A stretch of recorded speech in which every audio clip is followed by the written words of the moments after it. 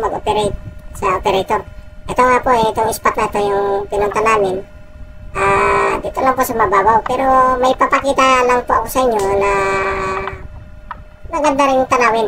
Kaya samahan niyo po ako mga boss. Ito po yung yung view na pinunta natin. Ito yung sakop ng Palawi Island. Ito yung tinatawag na Langawan. Ito po yung Langawan. Mababaw lang po ito.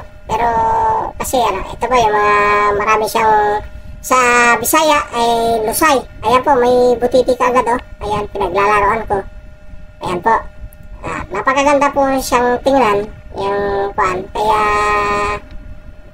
samahan niyo ako sa panunod po nito. Kaya tingnan niyo po yung napakaganda. Ito po, may starfish. Ayan po. Starfish po yan. Starfish na malalaki po yan. Ayan po. Pero marami po siyang sa Bisaya po yan. Yung Lusay yata yan tawag niyan. Sa Ilocano tawag ba nito? Nakalimutan ko na. Kaya mo na.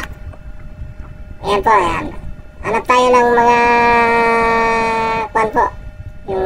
Ayan po yung parang uod po yan na kuwan. Pero madikit po yan sa paa pagka naikuan. Ayan. Yan po yung yung tinatawag na sa Ilocano, wasay-wasay, badong-badong. Parang kapis. Pinsan ng kapis po yan. Ayan. Masakit po yung sa kamay kasi wala po akong guantes. Kaya yan, kinuha na po natin. Pero laway lang po tayo. Yan, patuloy po tayo. Maliwanag po siya. Hindi na talaga yung tubig. Ayan po. Yan po, ihawin po natin yan. Napakasarap po yan. Ihawin natin, kunin natin yung laman. Yan po yung mga kinakain po ng mga Taiwanese. Ano ba, paborito na. Ayan, ito po yung aquarium na yung tinatawag na blukuran po yan. Ito po yung yung napakaraming isda. Yan po yung mga hito. Yung hito sa dagat. Sa Ilocano, maranito. Tawag nila. Yan po, milyon po yan ang yan. Napakarami po. Yan po na grabe po yan. Ayan po siya panoorin nyo po. Talagang milyon yung yan. Kasi napakarami. Malawak po yan. Bali tatlong kwan po yan. Klase na kwan yung nila yung grupo. Pero hindi ko na kinuha yung kasi ito yung pinakamarami. Ayan po. Kung saan po ako pupunta, sinusundan po ako. Ayan po. Tingnan nyo, panoorin nyo na lang po. Napakagandang tingnan po. Maitim sila. Yan po hito. Delikado po yan pag matinik tayo sa kasi meron sa ulo, meron sa dalawa sa gilid. Kaya ingat lang po sa mga kwan po yung ganyan na yung hito na ganyan. Ayan po. Pero masarap po yan. Pinakamasarap po yan na sa luto po sa hito na yan yung paksiw.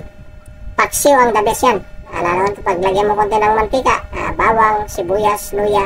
Yan po, ganyan ang luto yan. Kaya napakasarap po. Ayan po sila, napakarami po nila. Kaya itong hito na po, ito, aabangan po natin pag lumaki. Para kukunin po natin para gawin natin na pangbenta, pang-ulam. Yan po mga boss. Kaya yan po, yung pinapakita ko po sa inyo. Kaya sa ilalim ng karagatan po, napakarami pong mga isda na makikita po natin. Ayan po, dito po sa mga ayan, mga damuhan po yan. Pero dyan po sila nagtatago. Yan po, sinusundan nila ako kahit saan ako maatras. Sumusunod po sila, mga boss. Yan po, napakarami, nangingitim po sila. Parang yung ganyan, yung jet plane ng Iran yata yan. Ayan po, napakarami. Para silang mga, kung ganyan mga jet fighter ng mga kwan, nako, delikado. Kasi yung mga isda na tinatawag nilang hito po, napakadelikado po rin yan. Pero pag malaki po yan, masarap. Masarap ulamin yan, tinatawag na yung paksiw.